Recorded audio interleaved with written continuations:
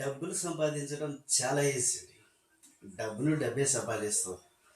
So, వీటి గురించి పూర్తిగా తెలియాలంటే మనీ మైండ్ ఛానల్ని యూట్యూబ్లోకి వెళ్ళి సెర్చ్ చేయండి. మీకు బాగా ఇన్ఫర్మేషన్ అనేది పూర్తిగా తెలుస్తుంది. కనీసం ఒక రూ. 1,00,000 ఫిక్స్డ్ సేవ్ నీ దగ్గర ఉందంటే, రూ. 1,00,000 సంపాదించాలంటే కష్టపడాలి. ఒక రూపాయి లేనివాడు రూ. 1,00,000 సంపాదించాలంటే చాలా కష్టపడాలి. ఫిక్స్డ్గా ఏ అప్పు లేకుండా నీ దగ్గర రూ. 1,00,000 ఉందంటే ఆ లక్షే లక్షలు సంపాదిస్తుంది.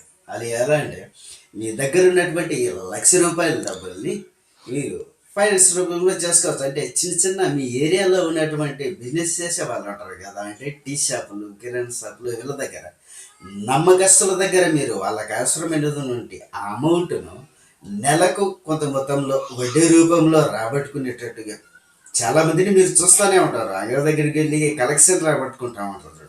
సేమ్ అదే బిజినెస్ స్టార్ట్ చేయడం ద్వారా ఆ లక్ష నెలలో కనీసం 30,000 వరకు ఈజీగా సంపాదిస్తుంది అన్నమాట. మీకు ఏ కష్టపడదు. ఒకసారి ఇస్తారు, మళ్ళీ నెల తర్వాత వెళ్ళి మీ డబ్బులు కావాల్సినది కలెక్షన్ చేసుకొని వస్తారనమాట. సో ఆడి ఏదైతే 1,30,000 అవుతుంది. ఆ 1,30,000 మళ్ళీ ఇంకొక ఆ విధంగా చేసుకుంటూ ఉన్నారు. డబ్బులు సంపాదిస్తుంది. కాబట్టి ఒక రూ. 1,00,000 సంపాదించాలనే వరకు బాగా కష్టపడాలి.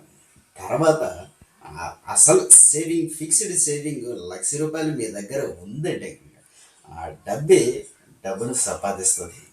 కోట్లలో కూడా రిచ్ అయ్యే అవకాశాలు రూ. 1,00,000 నుంచే. సో మనం బేసికల్లీ కష్టపడాల్సింది కేవలం రూ.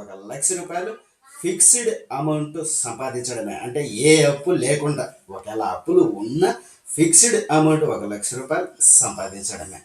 కాబట్టి ఇటువంటి మంచి మంచి బిజినెస్ కాన్సెప్ట్ మీకు కావాలంటే మనీ మైండ్ ఛానల్ని సబ్స్క్రైబ్ చేయండి. అంతవరకు బాయ్. Thank you.